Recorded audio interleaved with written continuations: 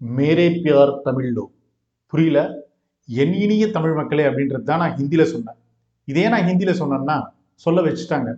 ஆக்சுவலா பாலிடிக்ஸ்லாம் பேசக்கூடாதுன்னு நினைச்சேன். ஆனா இந்த மாதிரி ஆயிடுச்சு கிரிக்கெட்ல.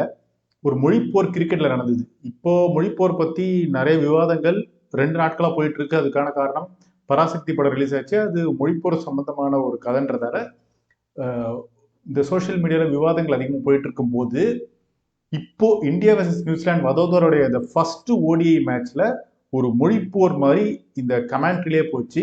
வருண் ஆரோனுக்கும் சஞ்சய் பங்கருக்கு இடையே கொஞ்ச நேரம் ஒரு ஃபயரான ஒரு கான்வர்சேஷன் போச்சு. அதை பத்தி நம்ம பார்க்க போறோம்.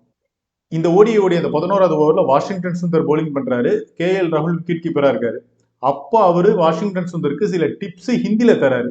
இதை பார்த்த கமெண்டேட்டரான வருண் ஆரோன் என்ன சொல்றாரு, வாஷிங்டன் சுந்தருக்கு பெரிய அளவுக்கு ஹிந்தி முழுசா தெரியாது, அதனால ராகுல் சொல்றத அவரு புரிஞ்சிருக்கிறதுக்கு வாய்ப்பு இல்லை அப்படின்னு யதார்த்தமா சொல்றாரு.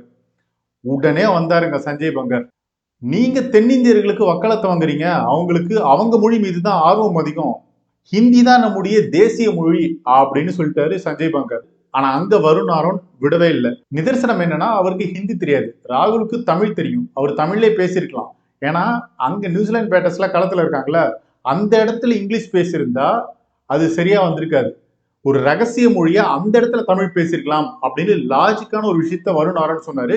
இந்த விவாதம் சூடுபிடிச்சு கொஞ்சம் நிலைமை மோசமானது தெரிஞ்ச அந்த இன்னொரு கமெண்டேட்டரான ஜதின் சப்ரு என்ன சொன்னாருன்னா, கிரிக்கெட்டுக்கு ஒரே மொழி தான் அப்படின்னு சொல்லி அந்த விவாதத்தை முடிச்சிட்டாரு. சரி, சஞ்சய் பங்கர் சொன்ன அந்த விஷயம் தான் இப்போ கேள்விக்குறியா இருக்கு.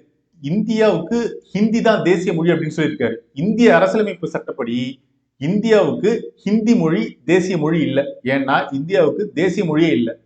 ஹிந்தி மற்றும் இங்கிலீஷ் பொறுத்த வரைக்கும் மத்திய அரசுடைய அபிஷியல் லாங்குவேஜஸ் மட்டுமே.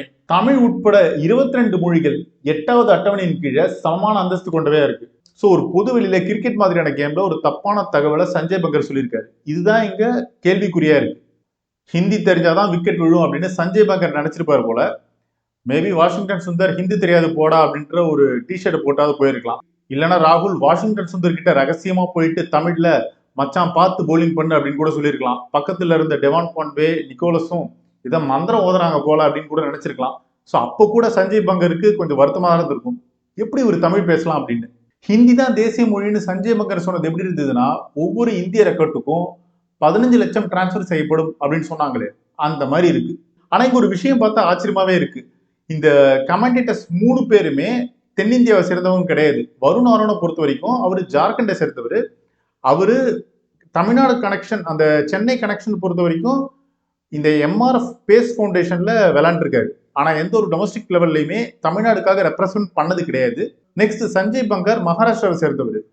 இன்னொரு பக்கம் ஜதின் சப்ரு பொறுத்த வரைக்கும் அவரு காஷ்மீரை சேர்ந்தவர். ஸோ யார் என்ன கருத்து சொல்றாங்கன்றதெல்லாம் முக்கியம் கிடையாது, புரிதல் எந்த அளவுக்கு இருக்கு அப்படின்றதான் முக்கியம் இங்க. அந்த வகையில பாத்தீங்கன்னா சஞ்சய் பங்கருக்கு அந்த புரிதல் இல்லை. வருண் ஆரோன் மற்றும் அந்த ஜதின் சப்ரு கரெக்டா இந்த விஷயத்தை ஹேண்டில் பண்ணாங்க. ஸோ இந்த கிரிக்கெட் கமெண்ட்ரியில மொழி விவாதத்தை பத்தி உங்க கருத்துக்களை கமெண்ட் செக்ஷன்ல சொல்லுங்க. நம்ம தொடர்ந்து பேசுவோம். நன்றி ஹே.